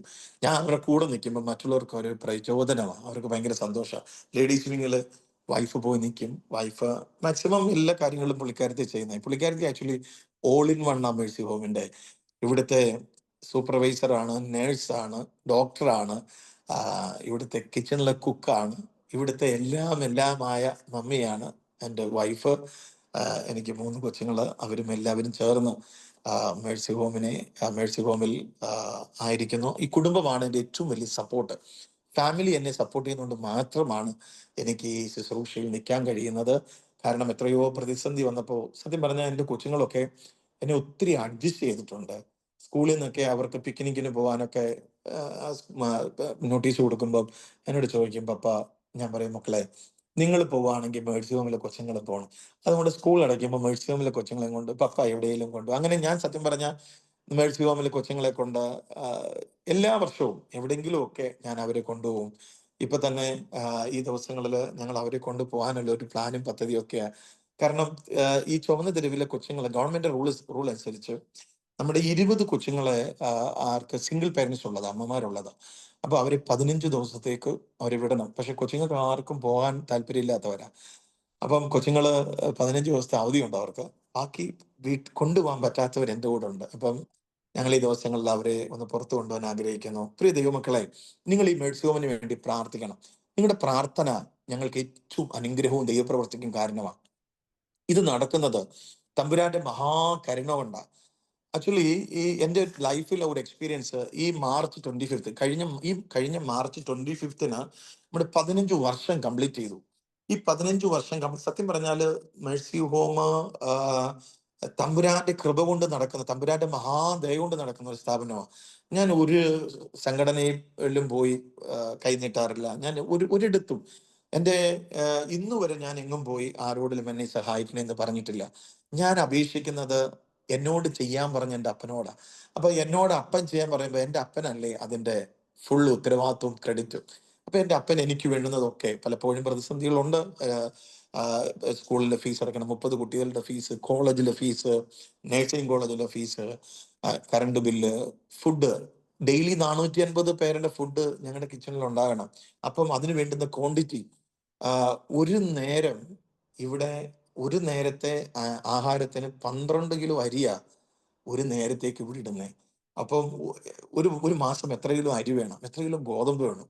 അപ്പൊ ഒരു വലിയ ഒരു ക്വാണ്ടിറ്റിയാണ് മേഴ്സി ഹോമിന്റെ ദൈനംദിന ആവശ്യത്തിന് വേണ്ടുന്നത്. പക്ഷെ ഇതെല്ലാം ഇസ്രായേൽ ജനത്തിന്റെ ടെന്റിനകത്ത് അവരുടെ ഹൃദയത്തിന്റെ ആഗ്രഹത്തെ അറിഞ്ഞ് തമ്പുരാൻ അവർക്ക് കാടപ്പക്ഷിയും മന്നയും കൊടുത്ത് മാനിച്ച പോലെ, ഞാൻ എപ്പോഴും പറയുന്ന ഒരു കാര്യം, ഇസ്രായേൽ ജനത്തിന് അവിടെ സൂപ്പർ സ്പെഷ്യാലിറ്റി ഹോസ്പിറ്റൽ ഇല്ലായിരുന്നു, അവിടെ സൂപ്പർ മാർക്കറ്റ് ഇല്ലായിരുന്നു, ഒന്നും ഒരു ഫെസിലിറ്റി ഇല്ലായിരുന്നു. പക്ഷേ അവർക്ക് വേണ്ടുന്നതെല്ലാം അവരുടെ ടെന്റിൽ കൊടുത്ത് മാനിച്ച ഒരു കർത്താവ്. ആ കർത്താവ് ഇന്നും ഞങ്ങളെ മേഴ്സി ഹോമിനകത്ത് ഏത് വിഷയത്തിനകത്ത് ഭാരപ്പെടുന്നുണ്ടോ അതിനകത്ത് തമ്പുരാന്റെ കരം ചലിപ്പിച്ച് ഈ മേഴ്സി ഹോമിനെ ജയോത്സവമായി എൻ്റെ അപ്പൻ നടത്തുന്നു. ഞാൻ ഇന്ന് വരെ ആ അപ്പൻ എന്നെ പട്ടിണിക്കിട്ടിട്ടില്ല. ഇന്ന് വരെ ഒരു മനുഷ്യന്റെ മുമ്പിൽ ലജ്ജിപ്പാൻ സ്വർഗം ഇടയാക്കിയിട്ടില്ല. ഞാൻ പറയാൻ വന്നത്, 2025 മാർച്ച് 25 ഞങ്ങൾ 15 വർഷം കംപ്ലീറ്റ് ആയി. അപ്പൊ ഞങ്ങൾ മത്സരവും ടീം ഞങ്ങൾ തീരുമാനിച്ചു നമുക്കൊരു നല്ല പ്രോഗ്രാം വെക്കണം, ഒത്തിരി പേരെ വിളിക്കണം. അപ്പൊ നമ്മൾ 15 വർഷം തികഞ്ഞതിന്റെ ഒരു മൊമെന്റോ ഉണ്ടാക്കണം. എന്നിട്ട് നമുക്ക് ഇവരെ ഓരോരുത്തരും ഞങ്ങൾ പേരെഴുതി ലിസ്റ്റ് എഴുതി ഇന്ന ഇന്ന ആൾക്കാരെ വിളിച്ച് അവരെ ആദരിക്കണം. പോലീസ് ഓഫീസേഴ്സിനെ, MLA, ഏതെങ്കിലും ഉപമുഖ്യമന്ത്രിയെ, പലരെയും നമുക്ക് വിളിക്കാം എന്നൊക്കെ ഞങ്ങളൊരു പ്ലാനും പദ്ധതിയും തയ്യാറാക്കി. അപ്പം ഞാൻ ഈ ദിവസങ്ങളിൽ ഉപവാസമായിരുന്നു. ഞാൻ ദിവസത്തിൽ പ്രാർത്ഥിച്ചു, ഈ പ്രോഗ്രാമിനെ കുറിച്ച് കർത്താവ്, ഞങ്ങൾ കോമ്പൗണ്ടിൽ ഇങ്ങനെ ഒരു കാര്യം ചെയ്യാൻ ആഗ്രഹിക്കുന്നു എന്നൊക്കെ ഇങ്ങനെ പ്രാർത്ഥിച്ചപ്പോൾ ദൈവാത്മാവ് എന്നോടൊരു ചോദ്യം ചോദിച്ചു. സിനോ, നീ ഈ ലിസ്റ്റ് ഉണ്ടാക്കി വെച്ചേക്കുന്നവരൊക്കെയാണോ നിന്നെ ഇന്ന് വരെ സഹായിച്ചത്? ഞാൻ പറഞ്ഞു, അല്ലപ്പ, നിന്റെ കൃപയൊന്ന് മാത്രം. എന്നോട് പറഞ്ഞു, അതിപ്പോ ചെയ്യേണ്ട പ്രോഗ്രാം, നീ ചെയ്യേണ്ടുന്നത് വലിയൊരു സ്റ്റേജ് ഉണ്ടാക്കണം. നീ പ്ലാൻ ചെയ്തതുപോലെ തന്നെ നടക്കട്ടെ. നീ ദൈവദാസന്മാരെ വിളിക്കണം, അവർ വന്ന് പ്രാർത്ഥിക്കണം. ഞാൻ പറഞ്ഞു, ശരി, ഞാൻ ദേവദാസന്മാരെ വിളിക്കാം, ഞാൻ പ്രാർത്ഥിക്കാം. ദേവദാസന്മാരെ വിളിച്ചു. എന്നോട് പറഞ്ഞു, നീ ഒരു കാര്യം ചെയ്യണം, നീ ആദരിക്കേണ്ടത് പുറത്തുള്ളവരെ അല്ല. നിന്റെ അടുത്ത് ഞാൻ കുറേ അപ്പച്ചനെ അമ്മച്ചിമാരെയും തന്നിട്ടുണ്ട്, അതിൽ 5 പേരെ സെലക്ട് ചെയ്യണം. ആണുങ്ങളുടെ വിങ്ങിൽ നിന്ന് 5 പേരെ, ലേഡീസ് വിങ്ങിൽ നിന്ന് 5 പേരെ സെലക്ട് ചെയ്യണം. അവരെ സെലക്ട് ചെയ്തിട്ട് അവരെ നീ ആദരിക്കണം, അവർക്ക് പുതിയ ഡ്രസ്സ് മേടിച്ചു കൊടുക്കണം. തമ്പുരാന്റെ സന്നിധി ഞാൻ കമിഴ്ന്നു വീണ് കാര്യം, കർത്താവ് നിശ്ചയമായിട്ട് ഞാനത് ചെയ്യാം. ഞങ്ങൾ ഞാൻ മേഴ്സിഹോം ടീമിനോട് പറഞ്ഞു, തമ്പുരാന്റെ പദ്ധതി നമ്മളൊരു വലിയ പ്രോഗ്രാം നടത്താനല്ല, പക്ഷേ നമ്മൾ വലിയ പ്രോഗ്രാമിന്റെ സെറ്റപ്പ് എല്ലാം ചെയ്യണം. നമ്മൾ ഒരു ചീഫ് ഗസ്റ്റിനെയും വിളിക്കുന്നില്ല. നമ്മുടെ ചീഫ് ഗസ്റ്റ് മേഴ്സി ഹോമിലുള്ള അഞ്ചഞ്ചു പേര്, അപ്പച്ചനെ, അഞ്ച് അപ്പച്ചന്മാരെ, അഞ്ച് അമ്മച്ചിമാരെ, ഏറ്റവും പ്രായമുള്ളവരെ സെലക്ട് ചെയ്യണം. ടീം സെലക്ട് ചെയ്തു. സെലക്ട് ചെയ്തിട്ട് അവര് ആ, ഞങ്ങൾ പോയി അവർക്ക് പുതിയ ഡ്രസ്സ് മേടിച്ചുകൊണ്ട് വന്നു. അപ്പൊ പ്രോഗ്രാമിനുള്ള വലിയ സ്റ്റേജ് ഉണ്ടാക്കി, മ്യൂസിക് സിസ്റ്റം വെച്ചു, വലിയ VIP ചെയറുകൾ ഞങ്ങൾ സ്റ്റേജിലിട്ടു. ഞങ്ങള് ദൈവദാസന്മാരെ ഇൻവൈറ്റ് ചെയ്തു. ദൈവദാസന്മാർ വന്നു. ഞങ്ങൾ ഈ അമ്മച്ചിമാരെ ഒരുക്കി ഞങ്ങൾ ഫ്രണ്ട് റോയിൽ കൊണ്ടിരുത്തി, ലെഫ്റ്റും റൈറ്റും. എന്നിട്ട് ആ, ദേവദാസന്മാർ പ്രാർത്ഥിച്ചു തുടങ്ങിയപ്പോൾ നമ്മൾ നമ്മുടെ സ്റ്റാഫുകളെ ആദരിച്ചു. പിന്നീട് നമ്മൾ ചീഫ് ഗസ്റ്റുകളെ നമുക്ക് ഇൻവൈറ്റ് ചെയ്യാം എന്ന് പറഞ്ഞു. അപ്പൊ ഈ എല്ലാവരും തിരിഞ്ഞിരി നോക്കുക, ചീഫ് ഗസ്റ്റ് ആരാ വരുന്നതെന്ന് ഒന്നും നമ്മൾ പറഞ്ഞിട്ടില്ല ആരോടും. അപ്പൊ എല്ലാവരും ഇങ്ങനെ തിരിഞ്ഞിരി നോക്കുക. അപ്പൊ ചീഫ് ഗസ്റ്റ് നമ്മുടെ ലീഡേഴ്സ് ചെന്ന് ഈ അപ്പച്ചൻ അമ്മച്ചിമാരെ സ്റ്റേജ് വിളിച്ചോണ്ട് വന്നു. സ്റ്റേജ് വിളിച്ചോണ്ട് വന്നിട്ട് ഓരോരുത്തർക്ക് അപ്പച്ചൻ അമ്മച്ചിമാരുടെ കഴുത്ത് ഷോൾ ഇട്ടു, അവർക്ക് ബൊക്ക കൊടുത്തു. അവരുണ്ടല്ലോ ആ സ്റ്റേജിൽ നിന്ന് പൊട്ടിക്കരഞ്ഞു. കാരണം ലൈഫിൽ അവരുടെ ജീവിതത്തിൽ ഇന്ന് വരെ ആദരിക്കപ്പെട്ടിട്ടില്ല. റിജക്ഷൻ മാത്രം അനുഭവിച്ചവര്, നൊന്തുപെറ്റ മക്കൾ ഉപേക്ഷിച്ചവര്, അപ്പനെ ഉപേക്ഷിച്ചവര്, ആ ആ മാതാപിതാക്കളുടെ ഹൃദയം നുറുങ്ങിയ ആ ഒരു കണ്ണുനീരുണ്ടല്ലോ. സത്യം പറഞ്ഞാൽ ആ 15ാമത്തെ ഞങ്ങളുടെ ആനുവൽ ഡേയുടെ ആ സ്റ്റേജിൽ സ്വർഗം ഇറങ്ങി നിന്നു. ഈ അപ്പച്ചനമ്മച്ചിമാര് പൊട്ടിക്കരഞ്ഞു. അവരെ ആദരിക്കാൻ പറ്റിയത് സത്യം പറഞ്ഞ എൻ്റെ ജീവിതത്തിൽ ഒരു വലിയ, അന്ന് എൻ്റെ ആത്മീയ എൻ്റെ ജീവിതത്തിൽ എൻ്റെ കണ്ണ് തുറന്ന ഒരു ദിവസമാണ് ഞങ്ങളുടെ 15ാമത്തെ ആനുവൽ ഡേ. ഈ 15ാമത്തെ ആനുവൽ ഡേയിലെ ഈ അപ്പച്ചനും അമ്മച്ചിമാരുടെ സന്തോഷം ആക്ച്വലി അത് ഉണ്ടല്ലോ, ഹൃദയം നിറഞ്ഞു. നമ്മൾ വചനം പറയുന്നത് എളിയവനെ ആദരിക്കുന്ന മനുഷ്യൻ ഭാഗ്യവാൻ. തമ്പുരാൻ എന്നോട് പറഞ്ഞ ഒറ്റ കാര്യമാ ഇന്ന് മേഴ്സിവും നിലനിൽക്കുന്നത്. എനിക്ക് വിശന്നു, നീ എനിക്ക് കഴിപ്പാൻ തന്നില്ല. എനിക്ക് ദാഹിച്ചു, നീ എനിക്ക് കുടിപ്പാൻ തന്നില്ല. ഞാൻ നഗ്നനായിരുന്നു, നീ എന്നെ ഉടുപ്പിച്ചില്ല. ഞാൻ രോഗിയായി കിടന്നു, നീ എന്നെ വന്നു കണ്ടില്ല. ശിഷ്യന്മാരെ അപ്പനോട് ചോദിച്ചത്, അപ്പൊ നീ അങ്ങനെ ഇരിക്കുന്ന ഞങ്ങൾ ഇന്നുവരെയും കണ്ടിട്ടില്ല. പക്ഷെ അപ്പം പറഞ്ഞു, ഈ എളിയവനെ ആദരിക്കുന്ന മനുഷ്യൻ ഈ എളിയവനോട് ചെയ്യുന്നത് എനിക്ക് വേണ്ടി ചെയ്യുന്നു. സത്യം പറഞ്ഞാൽ ഈ 772 പേരെ സംരക്ഷിക്കാൻ റോഡിൽ നിന്ന് അവരുടെ ജീവിതം, എൻഡിൽ നിന്നവരെ, അവരുടെ ജീവിതം ഇനി അവർക്ക് മുന്നോട്ട് പോകാൻ കഴിയത്തില്ല, അവസാനിച്ചു, മരണമേ ഉള്ളൂ. അവിടെ തണുപ്പത്തും വെയിലത്തും മഴയത്തും വിറങ്ങലിച്ചും മരിച്ചു കിടക്കേണ്ടവരെ, അവരെ ഹാലിൽ പിശാചിന്റെ കയ്യിൽ നിന്ന് വിടുവിച്ച് മേഴ്സി ഹോമിനകത്ത് കൊണ്ടുവന്ന് പ്രാർത്ഥിച്ച് അവരെ ഒക്കെ ദൈവമക്കളാക്കി തീർക്കാൻ, ഒരു പുതിയ ലൈഫ് കൊടുക്കാൻ സർവശക്തനായ ദൈവം എന്നെയും എൻ്റെ കുടുംബത്തെയും മുംബൈ പട്ടണത്തിൽ ഉപയോഗിച്ചു. ഞങ്ങൾ നിന്നതല്ല, സ്വർഗത്തിലെ ദൈവം ഞങ്ങൾ നിർത്തതാ. പല പ്രാവശ്യം പിശാച് ഞങ്ങൾ വീണു പോകുവാൻ ഞങ്ങളെ തള്ളി, പക്ഷെ സ്വർഗം ഞങ്ങളെ വീഴാൻ സമ്മതിച്ചില്ല. ആ തങ്കച്ചുറകിന്റെ മറവിൽ മറച്ചു. പ്രിയ ദൈവമക്കളെ, നിങ്ങളുടെ ആത്മാർത്ഥമായ പ്രാർത്ഥന മേഴ്സി ഹോമിന് ആവശ്യമാണ്. നിങ്ങൾ ഞങ്ങൾക്ക് വേണ്ടി പ്രാർത്ഥന. എസ്പെഷ്യലി ഞാൻ ഈ അപ്പർ റൂമിനെ കുറിച്ച് ഒത്തിരി കേട്ടിട്ടുണ്ട്. നിങ്ങളെല്ലാം പ്രയർ വാരിയേഴ്സ് ആണ്. ഇന്നു മുതൽ മേഴ്സി ഹോമിന് വേണ്ടി നിങ്ങൾ നിരന്തരം പ്രാർത്ഥിക്കണം. കാരണം ഒത്തിരി വെല്ലുവിളികളുണ്ട്. ഇപ്പൊ തന്നെ പല കാര്യങ്ങൾ നമ്മൾ ക്രിസ്ത്യൻ ഓർഗനൈസേഷന്റെ മേളിൽ ഒത്തിരി ചലഞ്ചസുകളുള്ള ഒരു സമയമായി. ഇപ്പോൾ ഒരു ക്രൂവൽ സ്റ്റേജിലൂടെ ഞങ്ങൾ പോകുന്ന, നിങ്ങൾ പ്രാർത്ഥിക്കണം. ഒരു ശക്തിയും ഒരു പിശാചും ഞങ്ങളുടെ മേൽ ജയമെടുക്കരുത്. ഒരു അന്ധകാരത്തിന്റെ ശക്തിയും ഞങ്ങളുടെ ഗേറ്റ് കടന്നകത്ത് വരരുത്. ഇവിടെ ദൈവത്തിന്റെ പ്രവൃത്തി ഞാൻ കണ്ടിട്ടുണ്ട്. ഏഞ്ചൽ വിസിറ്റിങ് ഈ കോമഡിനകത്ത് നടക്കുന്നത്, തമ്പുരാൻ നേരിട്ടിറങ്ങി അത്ഭുതം ചെയ്യുന്നത് കണ്ടിട്ടുണ്ട്. ഇന്നുവരെയും എൻ്റെ സ്വർഗം നടത്തി, തുടർന്നും നടത്താൻ നിങ്ങളുടെ പ്രാർത്ഥന ഞങ്ങൾക്ക് ആവശ്യമാണ്. ഈ ഏഴയാകുന്ന എനിക്ക് ഈ അപ്പർ റൂമിൽ നിങ്ങളോട് ഒരുമിച്ച് ആ ആയിരിക്കാൻ, എൻ്റെ അനുഭവ സാക്ഷ്യം ഷെയർ ചെയ്യുവാൻ നിങ്ങൾ എന്നോട് കാണിച്ച ആ കരുണയ്ക്ക് ഞാൻ ദൈവത്തോട് നന്ദി പറയുന്നു. ഈ അപ്പർ റൂം ടീമിനെ, എസ്പെഷ്യലി ജോസഫ് മാത്യു പാസ്റ്ററെ, സന്ധ്യ സിസ്റ്ററെ, ഇവിടെ ഇന്ന് ഈ സുമിറ്റിലായിരിക്കുന്ന എല്ലാ പ്രിയപ്പെട്ടവരെയും സ്വർഗം അനുഗ്രഹിക്കട്ടെ. ഞങ്ങൾ മേഴ്സി ഹോം കുടുംബം കർത്താവിന്റെ ക്രൂശിന്റെ മറവിൽ നിന്ന് നിങ്ങളെ പിതാവിന്റെയും പുത്രന്റെയും പരിശുദ്ധാത്മാവിന്റെ നാമത്തിൽ അനുഗ്രഹിച്ച് പ്രാർത്ഥിക്കുന്നു. Thank you so much.